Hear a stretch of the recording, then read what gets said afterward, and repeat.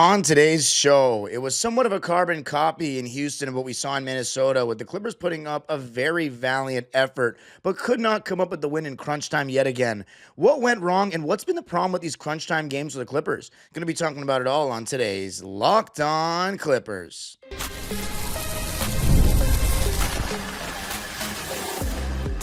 You are Locked On Clippers, your daily Los Angeles Clippers podcast. Part of the Locked On Podcast Network, your team every day. Yes, sir. You were locking in with the Clips. Thank you for making Locked On Clippers the first listen of your day, your team every day.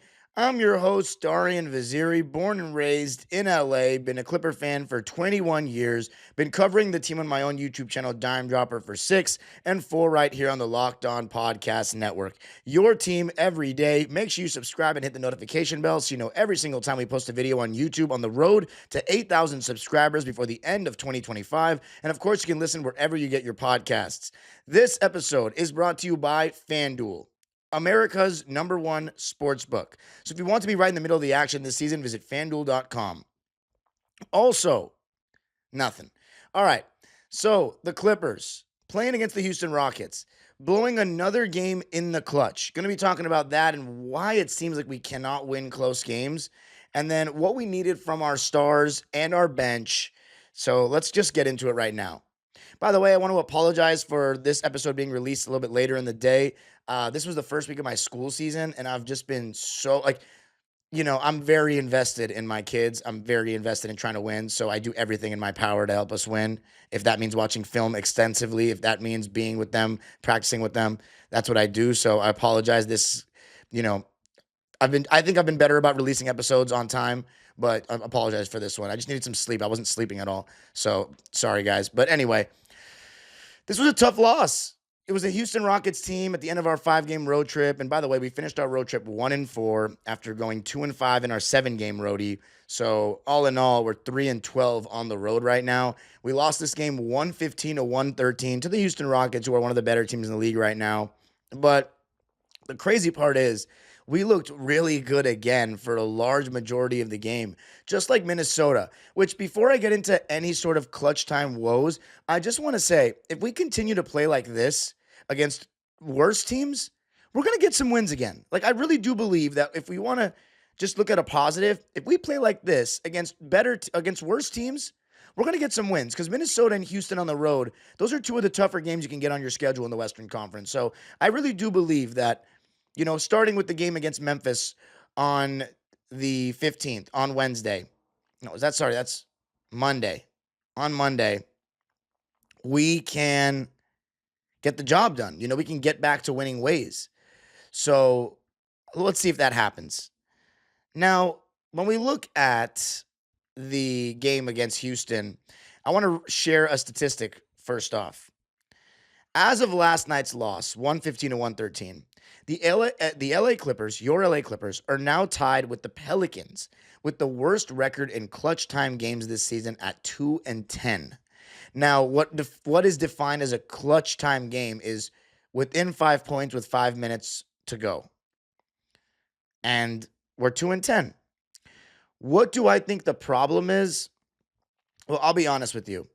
I think our stars have had to do a lot more than they probably signed up to do this season, and they run out of gas towards the end of the game. Now, before this game, I think one major reason that we've been struggling in crunch time is the Kawhi Leonard minutes restriction, because having your best player have to sub out in the middle of the fourth quarter randomly, and it's not natural for his rotation, that is going to hurt your team when it comes to closing out games, because the other team does not have those restrictions. The other team is able to play their best player the way that they want to play him. So that has definitely contributed to some degree as well. And then there's the James Harden, kind of running out of gas thing, right? Because at the end of the day, everyone's like, oh, are those the only two players on the team? Your stars close you games. Your role players might make shots at the end of a game, but they come from the stars creating those. If you think that Bogdanovich has to be relied on to win a game for the Clippers in the clutch, I don't think you understand NBA basketball very well. It has to come down to your star players. It has to be those guys making big plays.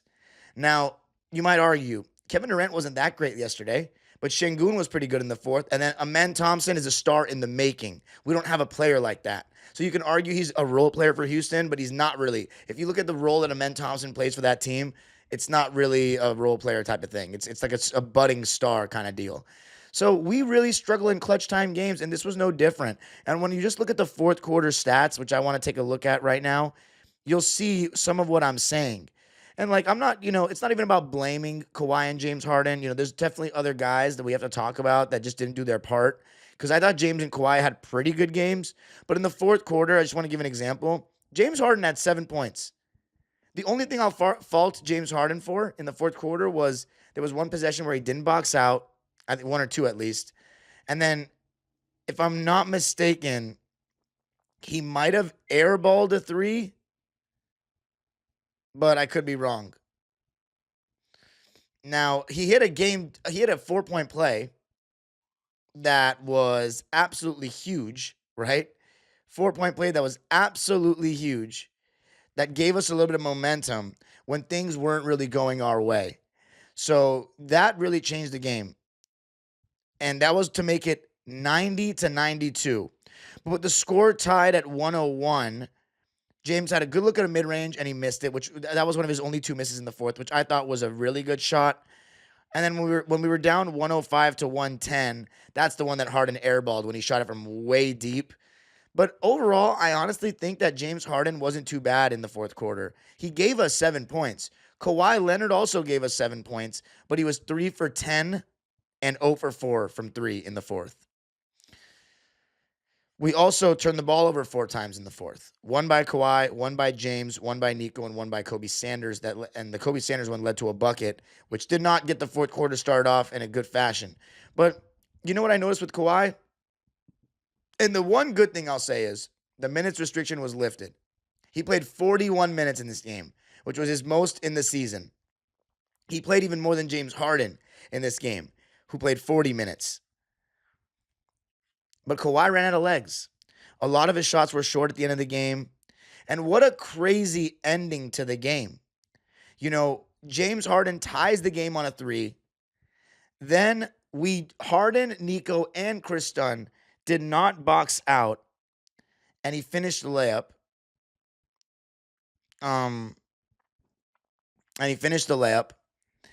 And won, Amen Thompson. So none of our guys boxed out. And in the ensuing possession, I think Zubac's at the line. He misses 1 out of 2 free throws. And then Jabari Smith elbows Chris Dunn, and we get it back. First, they review the play to see if it was a flagrant. Then they review the play to see if it was an offensive foul at all. We end up getting the ball back, and then you can make an argument. Clipper Nation, I want you to let me know in the comment section below. Do you think we should have gone to James Harden given that he was kind of hotter in the moment than Kawhi? We go to Kawhi. And this is one thing I have a huge problem with, is if a guy is using his arm, right, an arm bar, which is by the letter of the law illegal as of like the late 90s, but really 04, 05 when they started implementing or allowing much less hand contact. If Kawhi Leonard then pushes off to get off of that illegal arm, that should not be an offensive foul on him, in my opinion. And if you're going to say, oh, well, we're not going to call a little hand check or arm bar at the end of a game, well, then don't call a little push off at the end of a game. So I disagree with the refs calling that at all. That was the one turnover that he had, and it was, basically cost us the game. But then we had another turnover after they gave us another chance, missing 1 out of 2 free throws, and we don't even get the ball in bounds. Nico Batum stepped over the line. That's unacceptable from him. Also, where are our players going? It's not like there's 3 seconds left. We have to launch it down the court. Go get the freaking ball. That's on James and Kawhi. Unacceptable. What is that? You don't even get a shot off twice? I mean, bonehead. If you want to talk about all these repeated tendencies, no repeated tendencies. The repeated tendencies are, yeah, James Harden gets a little gas at the end of the game. I also thought last night was not the case of that, though. James Harden did actually a really good job, in my opinion, of conserving his energy throughout the game. He was not super ball dominant in the first 3 quarters. He was taking what the defense gave him, and he was actually staying engaged defensively. Like, I actually really thought James Harden approached this game very well in terms of the way he kind of managed himself. I think this is the recipe for a little bit more success going forward. I think this is the recipe for a little bit more success going forward with him doing this. Maybe he should have gone the ball at the end, before the Kawhi offensive foul. But he definitely needed to go to the ball.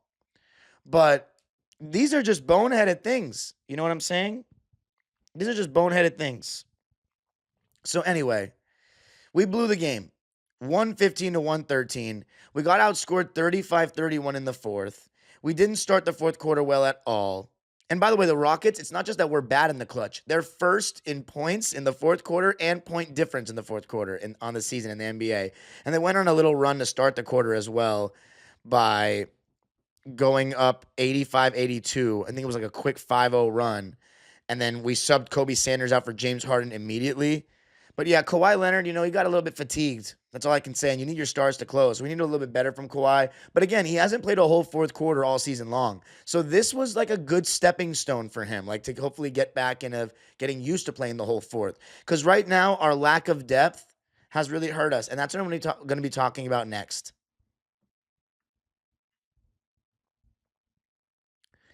I got to tell you a little something about ZocDoc. Guys, it's 2025, almost 2026, and those days of waiting for something to become a full-blown emergency before you see a doctor, they're over. No more walking it off for 6 months. No more pretending that weird shoulder stiffness is just sleeping wrong. It's time to take your health seriously, and ZocDoc makes that easier than ever, because staying healthy is more than hitting the gym or eating right. It's about actually getting things checked out when something feels off. And you know what? I probably should have gone to ZocDoc when my wrist was messed up. I slept on it really weird, and I was getting hurt playing basketball like 2 years ago. And I don't even think my left wrist is still fully healed. I still don't feel when I slam the ball down that it's the same as my right. It has nothing to do with touch. Using ZocDoc makes scheduling easier. Search for in-network doctors and book right in the app. Real appointment times are listed, including same-day visits. So stop putting off your doctor's appointments and get the care you need. Go to ZocDoc.com/LockedOnNBA to find and instantly book a top-rated doctor today. That's ZocDoc.com/LockedOnNBA. ZocDoc.com/LockedOnNBA. All right. So the Clippers lose this one by a score of 115 to 113, a game in which they led by as many as 7, and a game that no team led by double digits. A game in which very rarely, in very rare fashion, I should say, the Clippers not only shot better than their opponents, 50% from the field to 46, we shot 37% from 3 and they shot 35. Like, we actually shot well from 3 and we actually shot better than the other team. And it's funny because watching that first half, you would never think that the Houston Rockets are one of the best offenses in the NBA. They looked very stagnant. Amen Thompson, he has his woes in terms of in the half court, shooting the ball. You can go under the screens with him. You can pack the paint on him. Kevin Durant was extremely limited. He only had 4 points in the first half. And then Şengün is scoring, but we have Zoo to make life a little bit difficult for him. He was 9 for 22 in the game. And Zoo was dominating him on the other end because he's just bigger. And I'll get into Zoo. He had a Zoo Shack game. He looked like Zoo again, which was great and is another positive that we can take going forward for sure. Like, there are definitely some positives that we can take. And now I know some people might be saying, Dime, we're 6-19. How could you be positive? I'm not necessarily positive. I'm just trying to make, if we're not going to blow the team up, I have to tell you how it is. That's all I have to say. I have to tell you that it's honestly, we're getting better. We're trending in the right direction. Kawhi's off minutes restriction. Things aren't terrible if it comes to how we're playing in the last couple of games. But, of course, the situation of the Clippers is terrible. I know this. But it's are they going to do anything about it? Are we gonna protest the next game and chant fire Lawrence? What are we going to do? I think we can do something. But there's nothing for me to talk about right now except for this game. So, we shot better than them from 3, and we shot more free throws than them. And both teams shot 81%. We shot 21 for 26. They shot 17 for 21. But before I get into the role players, there's one very telling statistic every game, which is turnovers. We turned the ball over 15 times in this game, and they turned the ball over 19 times in this game. So we won the turnover battle, and we won the three-point shooting battle. But what I consider the most important aspect of basketball, and I'm going to be chewing out my 8th graders at the next practice when it comes to this. Rebounding.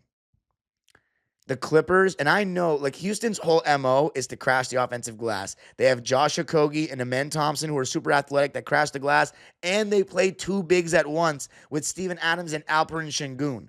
So they are very, very, offensive rebound oriented, and we've done a terrible job boxing out all season long. The rebounding disparity in this game is fully what changed the game. 51 rebounds for the Houston Rockets to 28 for our LA Clippers. I'm going to repeat that again. 51 rebounds to 28. 22 offensive rebounds to 8.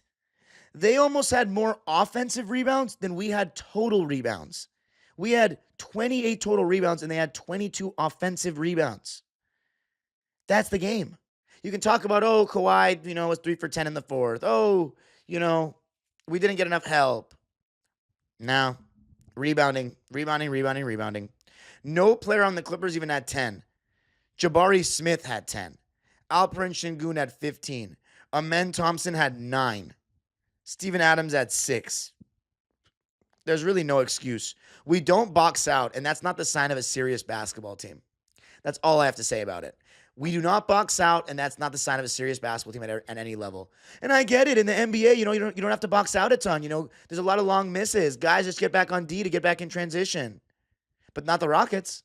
Not the Rockets. They crash the glass. And more teams are starting to do it because they realize that teams do not box out. And there's a much bigger problem when it comes to that. Much bigger problem. That starts at the youth level. I literally coach an AAU. You won't believe how many, and we don't do it all the time either, even though I emphasize it all the time.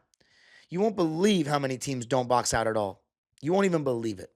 And and the higher levels that they don't box out, they box out less because they're so athletic. The guys that are actually going to play D1, some of these kids are so athletic at youth level, they don't even need to box out. They just go jump and grab it.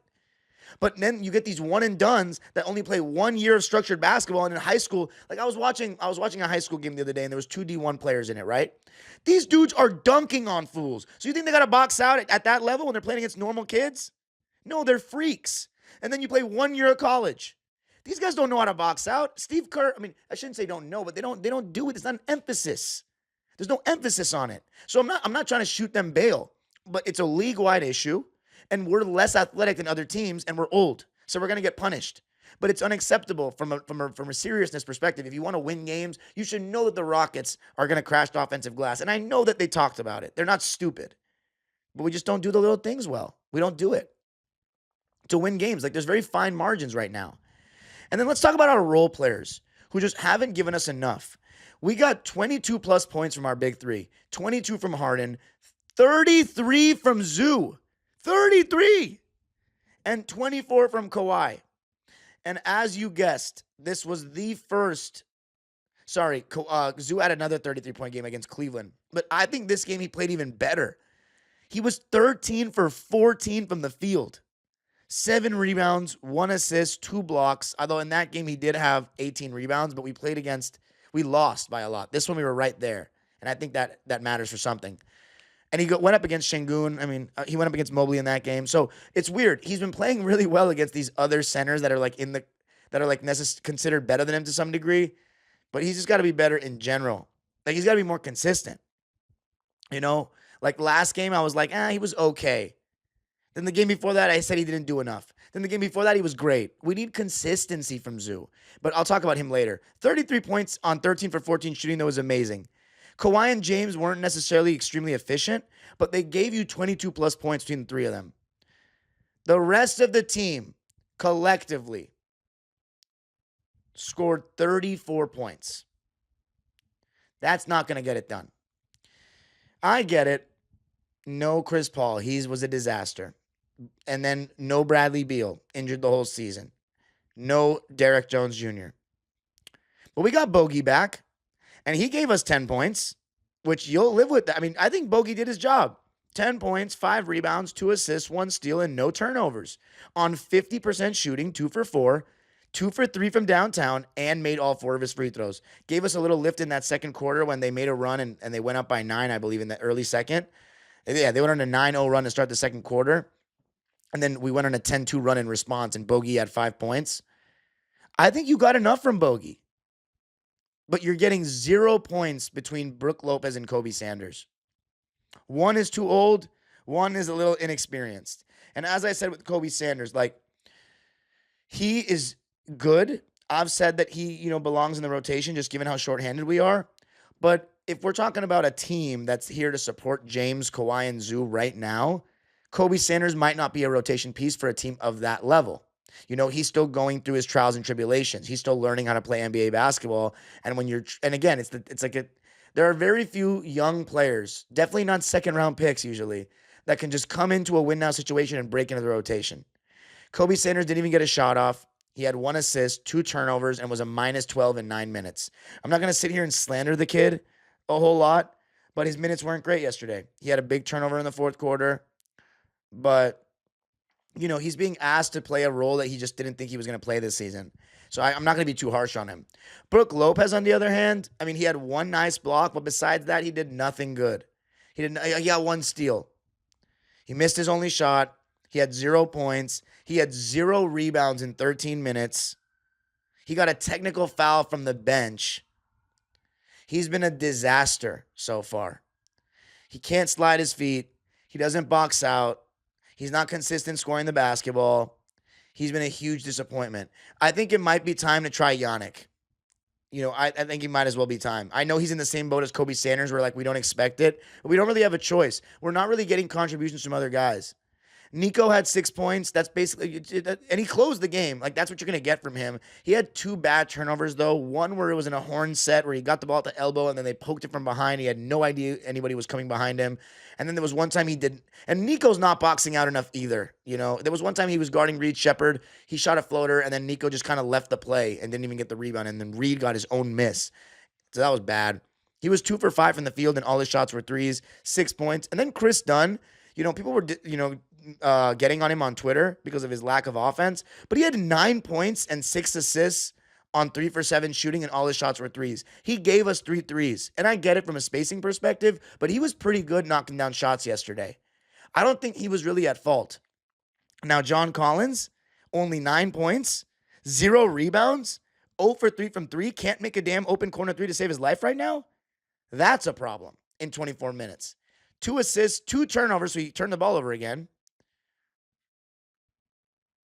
It wasn't a good performance by John Collins, and it hasn't been a good season for John Collins. We were closing the game with Bogey and Nico, and then a little bit of Chris Dunn instead of Bogey. Nico over John Collins, and I think it was deserved in this instance.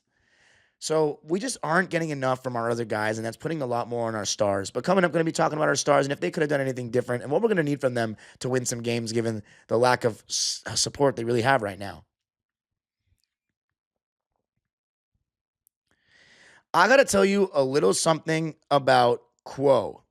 New year, new systems. And this is the time when a lot of us look at the messier parts of running a business and think there has to be a better way. And there is.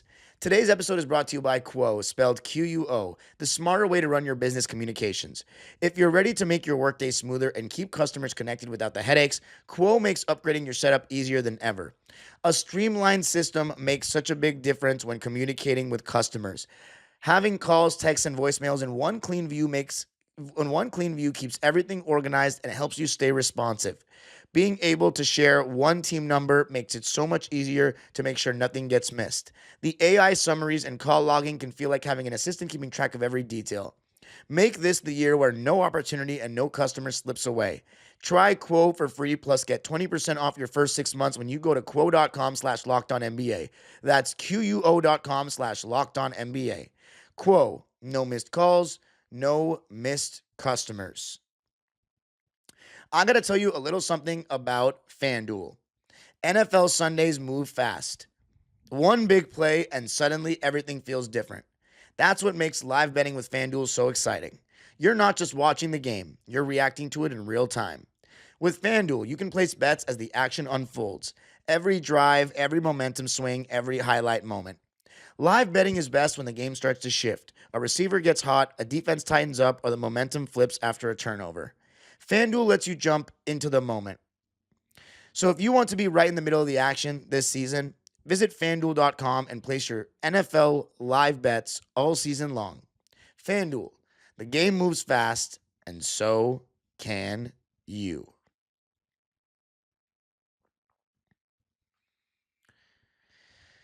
All right. So talking about the LA Clippers losing this game 115 to 113, it was a valiant effort. Going through some of the things, I think as far as matchups, the Rockets had Alpi Şengün on Chris Dunn, and the reason why they did that, and they had Jabari on Zoo, which Zoo was able to exploit a good amount, which I was happy to see. But, so that Şengün can drop and they can invite Chris Dunn to shoot threes. KD on John Collins, Josh Okogie on James Harden, and Amen Thompson on Kawhi Leonard. On the other side, we had James on Okogie, Zoo on Alpi, John Collins on KD. And then in the beginning of the third quarter, we saw Kawhi guard KD. And it's really amazing. And I thought this was a really good defensive game from Kawhi. It's really amazing how, when Kawhi gets more engaged defensively and starts guarding good players more, it makes such a huge difference to our team. It makes our defense look so much better when Kawhi Leonard is guarding. So take that. But here's the thing. You can argue that made him tired at the end of the game. I don't know. That's why Derrick Jones Jr. coming back is going to be really helpful.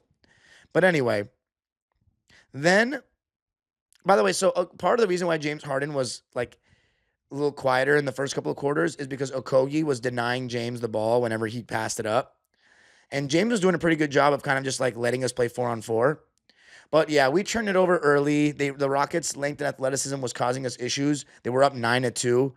But then Kawhi's jumper was heating up, and we got back in it. To start, in terms of coverages, Zoo and Lopez were both in drop coverage. Şengün was in drop coverage. Adams was in drop coverage. But we also saw Şengün, hedge and come out to the level of the screen a little bit. And then Zubac went up to the level of the screen with KD in the second half, a good amount. But yeah, I talked about John Collins not being able to make open corner threes. And just there's boneheaded mistakes defensively. We're getting back in transition, and he just runs to the ball when there's already somebody guarding it.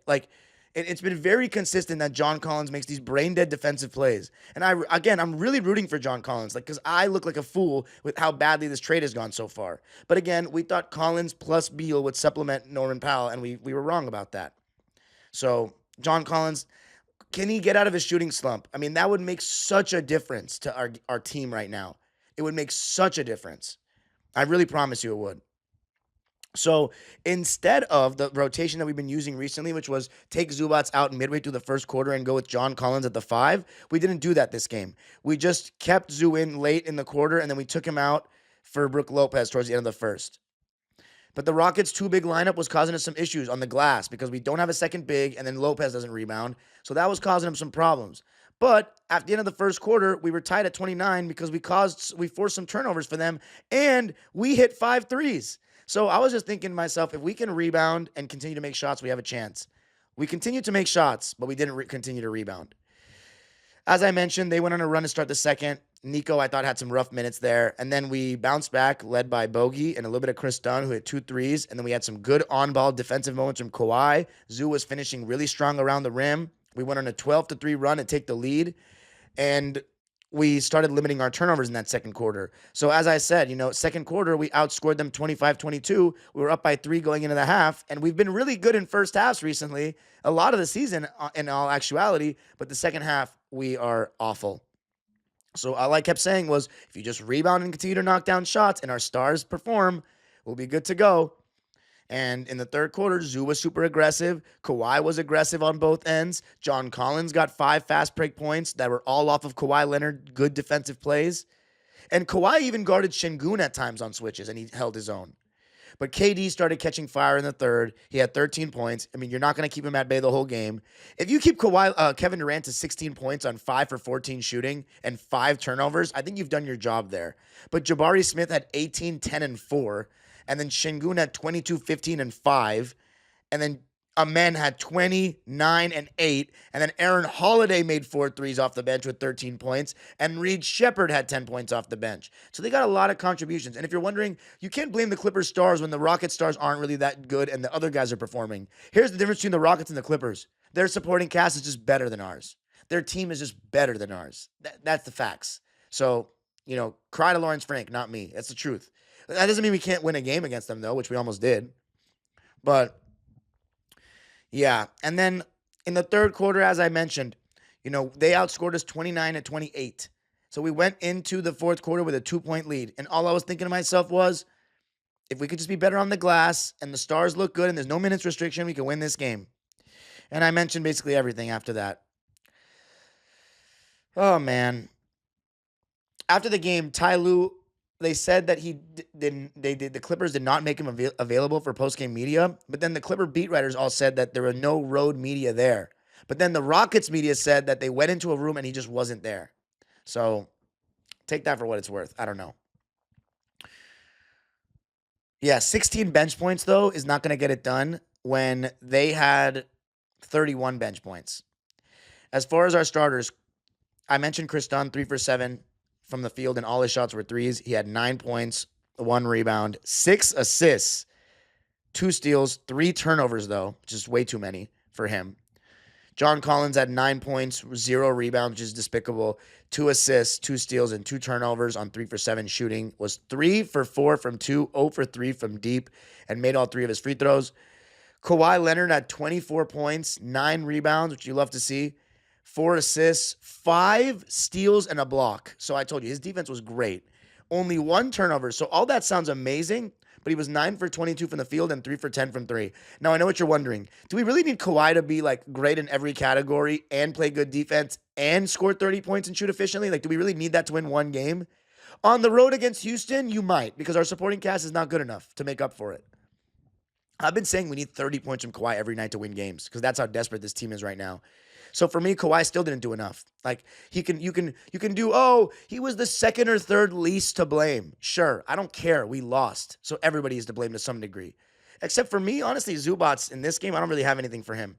33 points. You know what, though? 7 rebounds is not enough. We need 10.